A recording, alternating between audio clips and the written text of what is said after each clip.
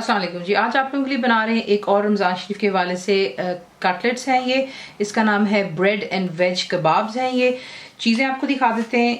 आपको चाहिए fresh bread, आप उसको चॉपर में डाल लें या ग्राइंडर में डाल करके आपने उसको इतना ग्राइंड करना है कि देख लें बिल्कुल क्रम्स की सूरत में आ जाना चाहिए। और जो इसमें हम सब्ज़ी इस्तेमाल कर रहे हैं वो है आलू 10 पोटैटोज़। आपने इसको छीलना है और बॉईल कर कर मैश कर लेना है। तो वो मैं कर चुकी हूँ। प्याज यानी कि अनियंस फाइनली चॉप करेंगे। हरी मिर्चें हैं स्पाइसी वाली, आप इसको भी चॉप कर लीजिएगा। That's green chilli. Sweet corn ये मैं कैन का इस्तेमाल कर रही हूँ यहाँ पर। और उसके बाद आपको चाहिए गाजर, आप उसको छीलेंगे और कद्दूकश कर लेंगे। So that's carrots. और बीच में जो हमने चंद और चीज़ें डालेंगे वो है सेमेलिना यानी कि सूजी हो गई। अंडा जाएगा, दैट्स एग। सॉल्ट यानी कि नमक। कुटी हुई लाल मिर्चें, that's crushed red chilli. Lemon juice जाएगा और इसको फ्राई करेंगे हम। तो इसके लिए जो आपने कोटिंग करनी है उसके लिए आपको चाहिए ड्राई ब्रेड क्रम्स, या आपको डब्बों में मिल जाते हैं। और अंडा इस्तेमाल करेंगे।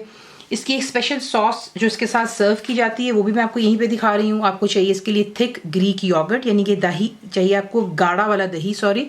केचप चाहिए होगा यहाँ पर जो आपको सादा हाइंस का मिलता है। सॉल्ट यानी कि नमक। कुटी हुई लाल मिर्च, that's crushed red chilli. Fresh लहसुन आपको चाहिए यानी कि गार्लिक हो गया, आप उसको पीस लीजिएगा। आपको दिखाते हैं इसको बनाना किस तरह।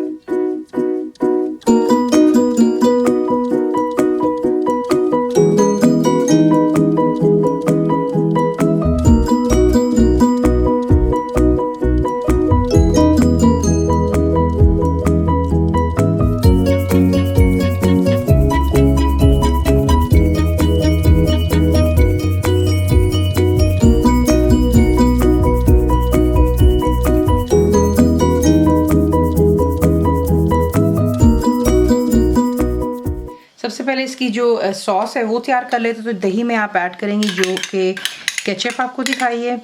ये आप बना करके सॉस फ्रिज में रख सकते हैं, किसी एयर टाइट कंटेनर में डाल करके आराम से 3 से 4 दिन के लिए आप इसको आराम से इस्तेमाल कर सकते हैं।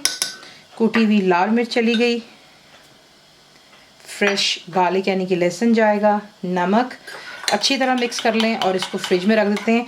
और फिर इसके बाद जो है कबाब की तैयारी पे आ जाए। अब जो हमने कबाब बनाना है, देखें ये आप जो है फ्रीज़ नहीं कर सकते क्योंकि इसमें आलू होता है और वो जो फ्रीज़र में मॉइस्चर होता है उसको जो है काफ़ी ज़्यादा अब्जॉर्ब कर लेगा। इसकी वजह से जब आप उसको बनाने की कोशिश करेंगे तो ये बिल्कुल बिखर जाएगा। आप ये मिक्सचर बना करके फ्रिज में रख सकते हैं आराम से 3-4 दिन के लिए, वही दोबारा एयर टाइट कंटेनर में डाल करके। और जब आपका दिल चाहेगा रोज़ा खुलने के टाइम पर आप इसको बना करके और फ्राई कर लें और जल्दी से बन जाता है। तो ये ब्रेड क्रम्स हैं, इसमें तमाम चीज़ें यहीं पे ऐड करेंगे। कुटी हुई लाल मिर्च चली गई। नमक।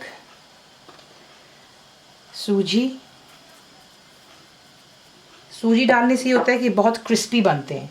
और जो तमाम सब्ज़ी हैं आप इसमें ऐड करेंगे। बीच में डालेंगे हरा धनिया। आपको पता है मैं फ्रोज़न इस्तेमाल करके देख लें माशाल्लाह कितना खूबसूरत का कलर लग रहा है यहाँ पर। बीच में जाएगा अंडा।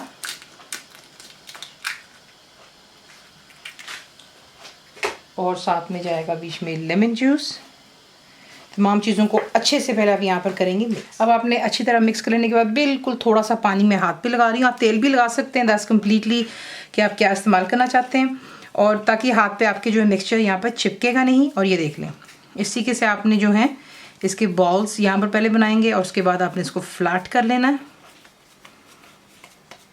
ये देख लें परफेक्टली जो है यहाँ पर आपके कटलेट्स तैयार हो जाते हैं। तो इस तरीके से तमाम को पहले तैयार करते हैं और फिर आपको नेक्स्ट स्टेप दिखाते हैं। तो यहाँ पर यूँ कबाब तैयार हो गए। अंडा जो आपको दिखाया था मैंने बीट कर लिया। ये हो गए ब्रेड क्रम्स। देखें अगर आप अंडा इस्तेमाल नहीं करते हैं या नहीं करना चाहते हैं, चाहे वो कबाब हो चाहे फ्राई करने के लिए, तो आप कबाब के अंदर में छोड़ सकते हैं अंडे को, ठीक है, क्योंकि बीच में हम लोगों ने काफ़ी चीज़ें डाली उसकी बाइंडिंग परफेक्टली कर देता है। और अगर आप अंडा फ्राई करने के लिए नहीं डिप करना चाहते हैं तो सिंपली जो है आप उठा करके उसको ब्रेड क्रम्स में डालेंगे और फ्राई कर सकते हैं, ठीक है। लेकिन मैं यहाँ पर पहले इसको जो है अंडे में डिप कर रही हूँ। उसके बाद आप इसको डालेंगे ब्रेड क्रम्स में और इस साथ तमाम को तैयार कर लें। तेल आप करेंगे गरम ताकि हम इसे वहाँ पर फ्राई कर सकें। तेल यहाँ पर मैं कर चुकी हूँ गरम। अब आप ईच कबाब को उठाएंगे और आप तेल में डाल करके इसको फ्राई करेंगे जब तक इस पर गोल्डन कलर आ जाना चाहिए दोनों साइड्स पर।